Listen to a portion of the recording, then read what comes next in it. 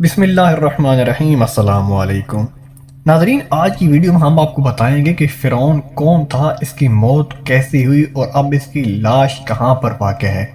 آج کی ویڈیو بہت ہی دلچسپ ہونے والی ہے، پلیز ویڈیو کو اینڈ تک لازمی دیکھنا اور میرے چینل کو لازمی سبسکرائب کر دینا۔ چلتے ہیں آج کے واقعے کی جانب کہ احباب یہ واقعہ آج سے 3500 پہلے پیش آیا تھا۔ فرعون کے ڈوب کر مرنے کے بعد سمندر نے اس کی لاش کو اللہ کے حکم سے باہر پھینک دیا، جبکہ باقی لشکر کا کوئی نام و نشان نہ ملا۔ مصریوں میں سے کسی شخص نے ساحل پر پڑی اس کی لاش پہچان کر اہل دربار کو بتایا۔ فرعون کی لاش کو محل پہنچایا گیا۔ درباریوں نے مثالیں لگا کر اسے پوری شان اور احترام سے تابوت میں رکھ کر محفوظ کر دیا۔ حنوط کرنے کے عمل کے دوران ان سے ایک غلطی ہو گئی تھی کہ فرعون، کیونکہ وہ سمندر میں ڈوب کر مرا تھا اور مرنے کے بعد کچھ عرصہ تک پانی میں رہنے کی وجہ سے اس کے جسم پر سمندری نمکیات کی ایک تہ جمی رہ گئی تھی، اور مصریوں نے اس کی لاش پر نمکیات کی وہ تہ اسی طرح رہنے دی اور اسے اسی طرح حنوط کر دیا۔ وقت گزرتا رہا، زمین و آسمان نے بہت سے انقلاب دیکھے جن کے گرد کے نیچے سب کچھ چھپ گیا، حتیٰ کہ فرعونوں کی حنوط شدہ لاشیں بھی زمین کی تہوں میں چھپ گئیں۔ ان کے نام صرف کتابوں اور ان کی تعمیرات اور لوگوں کے ذہنوں میں رہ گئے۔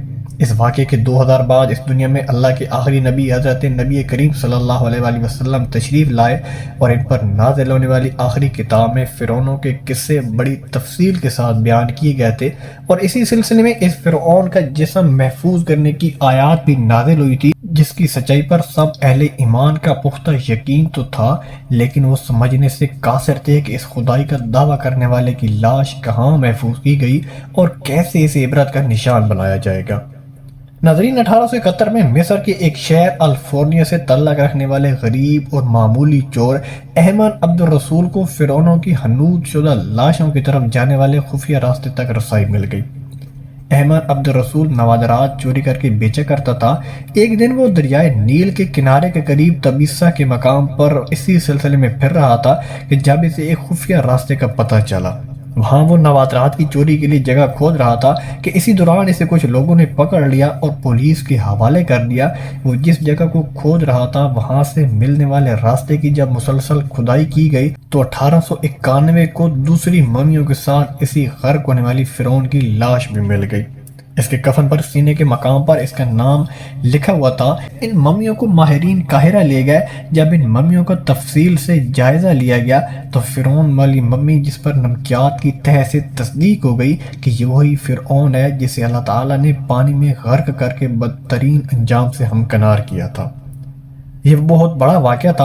اس کی تصدیق کے لیے دنیا بھر کے ماہرین، آثار قدیمہ اور سائنسدان مصر کی طرف امڑ پڑے۔ مختلف سائنسی ٹیسٹ کرنے کے بعد دنیا بھر کے سائنسدانوں نے تصدیق کر دی کہ دوسری سب لاشوں کی نسبت صرف فرعون کی لاش پر ہی سمندری نمکیات کی تہ جمی ہوئی تھی، اور اس تصدیق کے بعد اسے فرعون کی لاش قرار دے کر عجائب گھر میں محفوظ کر دیا گیا۔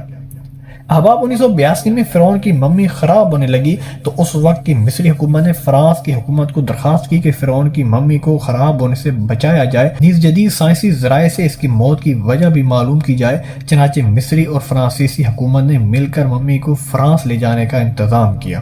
جب فرعون کی لاش کو فرانس پہنچایا گیا تو ایئرپورٹ پر اس دور کے فرانسیسی صدر بذات خود حکومت کے اعلیٰ عہدیداروں اور تمام وزراء اور فوج کے افسران کے ساتھ استقبال کے لیے موجود تھے۔ فرعون کی لاش کا استقبال کسی عظیم زندہ بادشاہ کی طرح کیا گیا۔ فوجی دستوں نے سلامی دی۔ فرعون کی ممی کو ماہر ڈاکٹروں کی ٹیم کے حوالے کر دیا گیا۔ اس ٹیم کی سربراہی ڈاکٹر مورس بوکائے نے کی تھی۔ مائکروسکوپک ٹیسٹوں کے ذریعے ممی کی تمام اعضاء کا باریک بینی سے جائزہ لیا گیا تو معلوم ہوا کہ اس کی لاش اور جسم میں سمندری ذرات ابھی تک موجود ہیں، اور موت کی وجہ بھی پانی میں ڈوبنے کی وجہ سے ہوئی تھی۔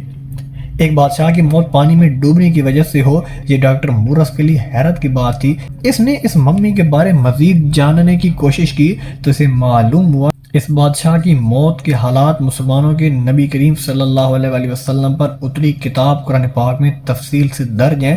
اسے علم تھا کہ جہاں سے یہ لاش ملی ہے وہ ایک اسلامی ملک ہے، چنانچہ تجسس کے ہاتھوں مجبور ہو کر وہ مصر پہنچا۔ وہ ایک سائنسدان تھا، اس نے اس معاملے میں مصر کے ہی ایک سائنسدان سے ملاقات کی۔ اس سائنسدان نے قرآن پاک کھول کر اسے سورہ یاسین کی آیات 90 تا 92 کا ترجمہ لفظ بہ لفظ سنایا۔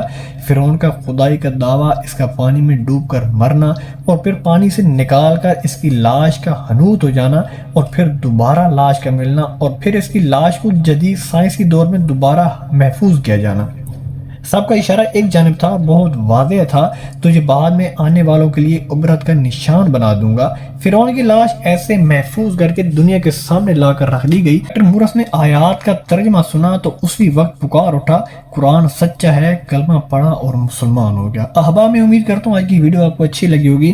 اگر ویڈیو پسند آئے تو پلیز میری ویڈیو کو لائک اور میرے چینل کو لازمی سبسکرائب کر دینا اور بیل آئیکن کے بٹن پر کلک کر کے آل پر کلک کر دینا تاکہ ہر آنے والی نئی ویڈیو کو نوٹیفیکیشن آپ تک پہنچ سکے۔ ملتے ہیں انشاءاللہ نیکسٹ ویڈیو میں، تب تک محمد اسلام کو دیجیے اجازت۔ اللہ حافظ۔